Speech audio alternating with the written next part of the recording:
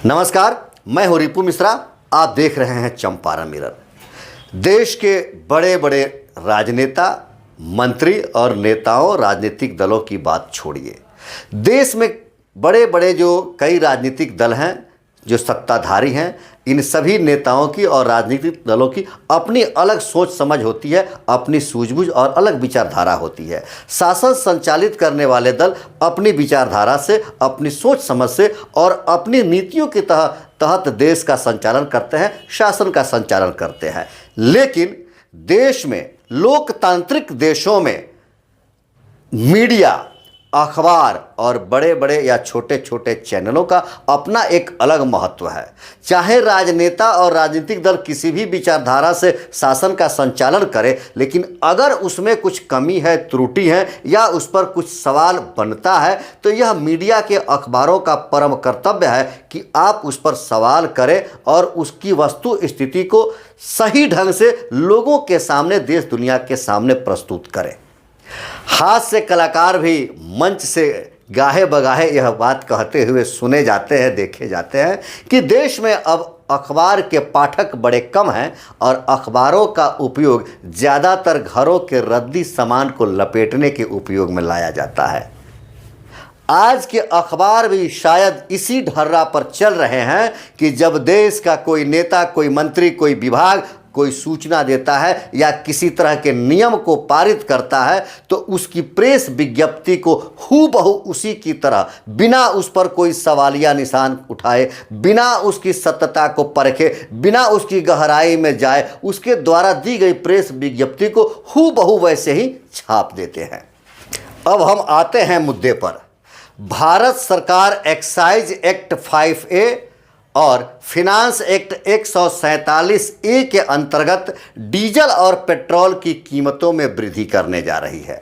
Diesel और petrol की कीमतों में 2 रुपये की वृद्धि होगी, जो यह वृद्धि दर 8 अप्रैल रात्रि 12 बजे से लागू हो जाएगा।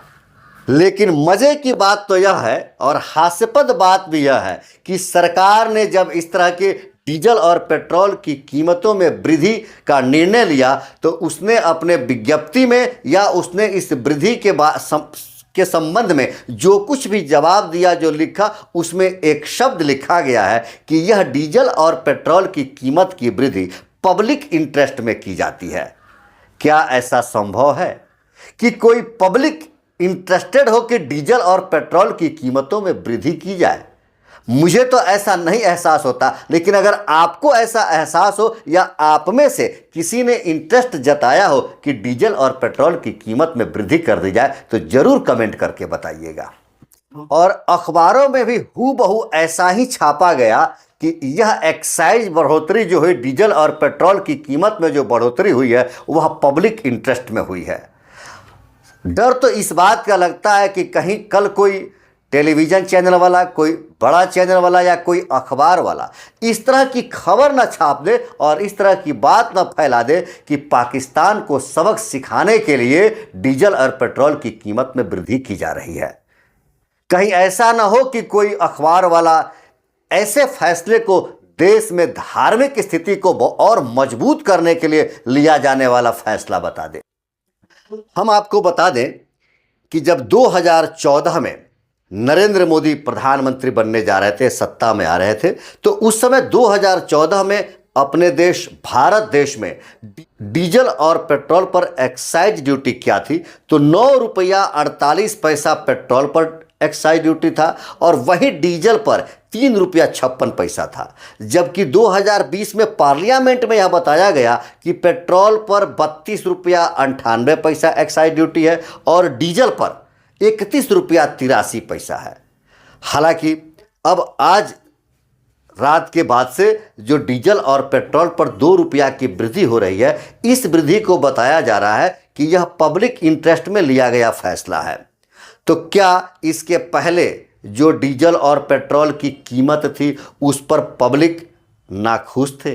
क्या भारत के लोग चाहते थे या चाहते हैं कि डीजल और पेट्रोल की कीमत 2 रुपया बढ़ा दी जाए? तो अगर 2 रुपया बढ़ाना है पब्लिक इंटरेस्ट में, तो 200 रुपया क्यों नहीं बढ़ाया जाए?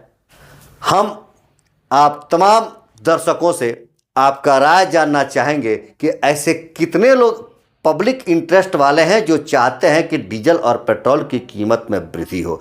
आप एक बार कमेंट बॉक्स में आकर अपना विचार कमेंट करके ज़रूर बताएं कि ऐसे कितने लोग हैं जिनके इंटरेस्ट में लिया गया यह फैसला है। ऐसे ही खबरों को देखने के लिए आप सब्सक्राइब करें चंपारण मिरर। देखते रहे चंपारण मिरर। धन्यवाद।